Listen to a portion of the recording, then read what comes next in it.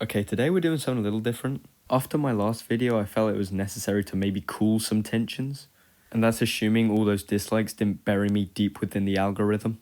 Today we'll be looking at clones, but not just clones in general, I mean clone deaths. We'll be doing a bit of a top 5. Just to clarify, this isn't a This is badass sort of list. This is more so a list of I laughed my arse off when it happened. You know, one of them lists where it's like their whole life led up to that. Anyway, I only have one more message before we begin. Please subscribe. I'm sorry. Actually, what I said was, how would you like to suck my balls? We're gonna kick it off with something from the Bad Batch. You know, that show that's so good. Is that clone commando who got pelted off a cliff? Not for what he did actually did okay. Nah, it's more because of his men who shot him several times. It's like, you know he's over there, you might want to be careful where you shoot. But no.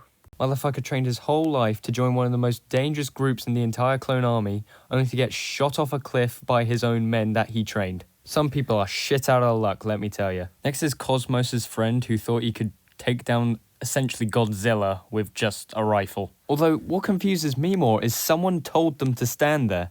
Like, someone told them this plan, and then they were like, yeah, sure, we'll go along with it. Meanwhile, the guy who told them it is probably, like, sniggering in the corner somewhere. Next up is this fucking dumbass. Honestly, retard should have waited a second. There was a badass on that field who would have gladly shown him how to kick the ass out of droids. Next up, we have Trauma. You know, I think I know where this motherfucker got his name from.